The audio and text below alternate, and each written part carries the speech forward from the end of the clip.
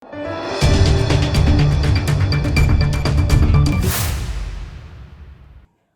દર્શક મિત્રો, આપ જોઈ રહ્યા છો લોકમૈત્રી ન્યૂઝ। હવે જોઈએ અગત્યના સમાચાર। વલસાડ નગરપાલિકા દ્વારા લોકો માટે શરૂ કરેલી સિટી બસની સેવા ઓટો રિક્ષા ચાલકો માટે શ્રાપ સમાન બની છે। જો આ સિટી બસ બંધ કરવામાં નહીં આવે તો વલસાડના 5000 જેટલા ઓટો રિક્ષા ચાલકો દ્વારા રોડ પર બેસીને વિરોધ કરવામાં આવશે।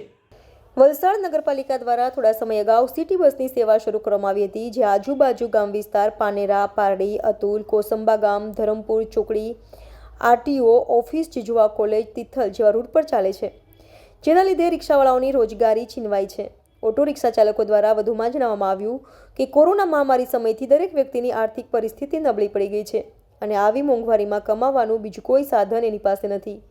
આ જ કમાણીમાં પોતાના બચ્ચાઓની સ્કૂલ ફી, દવાખાનું, ઘરના ખર્ચા, ઘર ભાડું બધું કરવાનું હોય છે, જેમાં નગરપાલિકા દ્વારા લોકો માટે શરૂ કરાતી સિટી બસની સેવા એમના માટે શ્રાપ સમાન છે।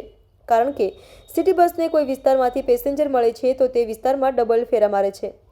વધુમાં જણાવવામાં આવ્યું કે રિક્ષા ચાલક ભાઈઓની પોલીસ દ્વારા પકડીને એમની ઉંમર ઉપર 283ની કલમ લગાવીને એમની સાથે બહુ મોટો ગુનેગાર હોય તે રીતે વર્તન કરવામાં આવે છે અને રિક્ષાવાળાને છૂટવા માટે જામીન લાવવા પડે છે અને વકીલ રોકવા પડે છે। એવું તો શું ગુનો કર્યો છે કે રિક્ષાવાળાને આ રીતનું પોલીસ દ્વારા વર્તન કરવામાં આવે છે અને રિક્ષાવાળા સિવાય car, bike, ST bus, city bus એઓના ઉપર આ રીતનું કેમ નથી કરવામાં આવતું? કરો તો બધાને લીધે એક સરખા નિયમ લાગુ કરો સાહેબ, નહીં તો અમારા ગરીબ રિક્ષાવાળા રોજ લાવીને રોજ ખાવાવાળા લોકોને ખોટી રીતના પરેશાન કરવાનું બંધ કરો તથા શરૂ કરાયેલી સિટી બસની આ સેવાઓ પણ બંધ કરી દેવામાં આવે, નહીંતર એક જ વિસ્તારમાંથી ડબલ ફેરા મારવા આવવાનું બંધ કરવામાં આવે।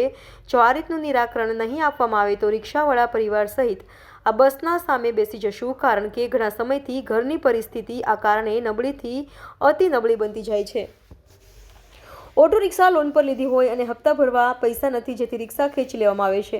આમ તમામ હકીકત ઓટો રિક્ષા એસોસિએશન દ્વારા નગરપાલિકા ચીફ ઓફિસર તેમજ સાંસદ ધવલ પટેલને રૂબરૂ મળી લેખિત તેમજ મૌખિક રીતે રજૂઆત કરવામાં આવી છે અને જલ્દીથી નિરાકરણ લાવી આપવા માટે વિનંતી કરવામાં આવી છે। Reporter Ashwin power, Lokmaitri news, Valsad. ના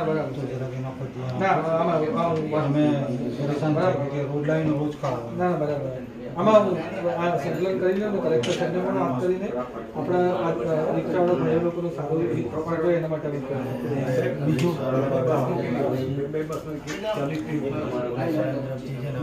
પોલીસવાળાના તરફથી 283 રિક્ષાવાળાને પકડીને એમાં રિક્ષાવાળા જામીનદાર કે જામીન કરીને છૂટાવે।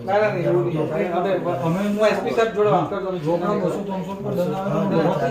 આપણા પોલીસ ટીમ જોડે વાત કરો, એસપી સાહેબ સારા છે આપણા વલસાડના, એટલે હું વાત કરું। હા, ચિંતા નહીં। ઓકે સર, હા